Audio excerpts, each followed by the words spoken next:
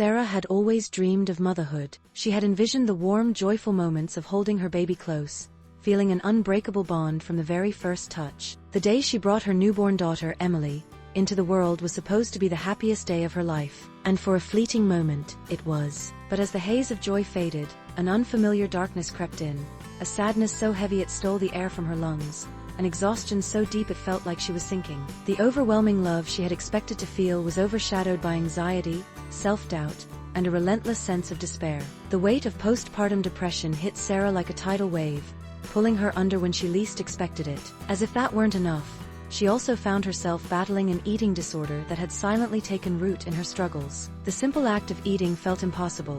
Every bite was a battle against the nausea, the anxiety, and the deep-seated feeling that she didn't deserve to nourish herself. She felt weak, drained, and disconnected, both from her own body and from the tiny life she had brought into the world. Some days, it felt like she was suffocating under the crushing weight of it all. The sadness was relentless, making even the simplest tasks feel insurmountable. She wanted to be present, to soak in every precious moment with Emily, but the exhaustion, both physical and emotional, kept her locked in a fog. She would stare at her daughter's tiny, perfect face and feel nothing. That realization shattered her. The guilt clawed at her heart, whispering that she was failing as a mother, that Emily deserved someone better, someone whole.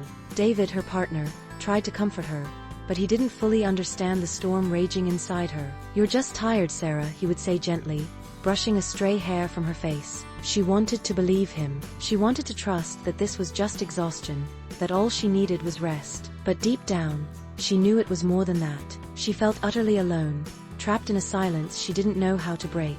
How could she admit that she wasn't okay? That she was struggling to feel love for the baby she had longed for? The shame was unbearable. The breaking point came one evening when the emptiness inside her became too much to bear. She sat alone in the nursery. The soft glow of the nightlight casting shadows on the walls. Emily slept peacefully in her crib, unaware of the storm raging inside her mother. Tears spilled down Sarah's cheeks, silent and unrelenting. She felt hollow, lost in a darkness she couldn't escape. In that moment she knew she couldn't do this alone anymore. The next day, with a trembling voice and tear-filled eyes, she confided in her sister. The words felt foreign as they left her lips, but as soon as she spoke them, the weight on her chest loosened just a little. Her sister's response was immediate and unwavering. "Sarah, you need help. And that's okay." Those words were a lifeline. Seeking help was terrifying, but it was also the beginning of healing. A diagnosis of postpartum depression made her realize that this wasn't her fault. It wasn't a weakness, and she wasn't alone. Therapy became a sanctuary where she could untangle the thoughts that had held her captive for so long. She learned that healing wasn't about waking up one day and feeling magically better. It was about small victories, about choosing to fight even when the darkness whispered that she couldn't. Her recovery wasn't just about what she did for herself though. About 60% of her healing came from the hard work she put in, attending therapy, learning coping strategies, making time for self-care, and setting small, achievable goals. The other 40% came from the love and support of those around her. David, once unsure of how to help, became her anchor, offering quiet reassurance on the days she couldn't see the light. Her family's encouragement reminded her that she wasn't alone. And as the pressures of new motherhood began to ease, so did the weight she had been carrying. Slowly, she started reconnecting with Emily. The tiny moments she once feared she had lost forever began to return.